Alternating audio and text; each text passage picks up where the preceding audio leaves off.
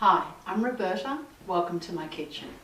Today I'm going to show you how to make caramelized onions, one of my favorite things.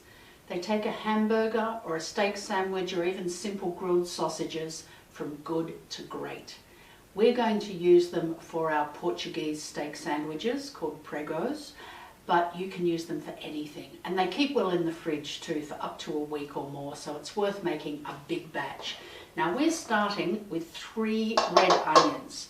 Looks like a lot of onion, but if you're going to take these down to a nice, sticky, bittersweet, dark mass, you'll be surprised how little's left by the time we're finished. So slicing finely, I like to use the mandolin, but you can use a knife if your knife skills are up to it. If you are using the mandolin, please take care. Flat hand until we get it down to about halfway, and then the guard.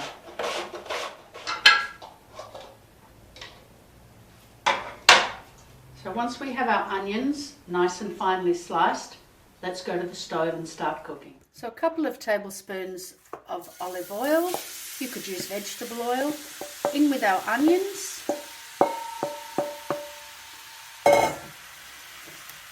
In with a really good pinch of salt. Give them a bit of a stir around to get them started and break them up. Then we're just going to cover them and leave them to sweat down on a low heat for about 20 minutes. And that's stage 1. So there's our onion after about 20 minutes. It's nice and soft. It's given off some of its liquid. It still looks like a lot of onion, doesn't it? Watch what happens. Now we're going to turn the heat up to medium and leave the lid off so that some of that liquid evaporates. And now we want to keep stirring it quite frequently. And as it starts to caramelize, it's going to stick. We're going to give it a good stir there too. That's been going for about another 20 minutes. It's reduced a bit. There's still quite a lot, but it's just starting to stick. We're just starting to get that caramelization on the base of the pan. So now as we stir, we're going to give that a good scrape and stir it through. And we'll just keep cooking low and slow. So they've been on medium heat for about 30 minutes and they're really just starting to caramelize there on the base of the pan. You can see it. Now depending on your pan and your heat and even on the onions, they may be fully caramelized by this stage, but these ones aren't. So I'm going to turn the heat up a little bit more and keep a very close eye on it because we want to keep stirring all of that lovely burnt on bit from the bottom of the pan. So after a couple more minutes, you can see that really is starting to caramelize or even burn a little now, which is what we want. So we just want to keep scraping off those burnt bits. And remember how much onion we started with? Not so much now, right? Let's take it a bit further. So that's starting to smell fabulous. You might be happy with it at that stage. If so, take it off. I want it much darker.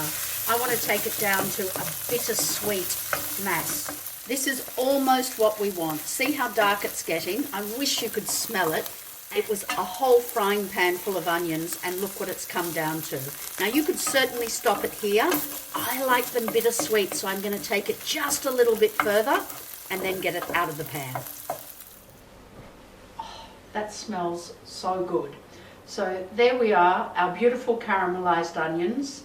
As I said, you can stop a bit sooner if you don't want them that dark, and they've gone beyond sweet to bittersweet.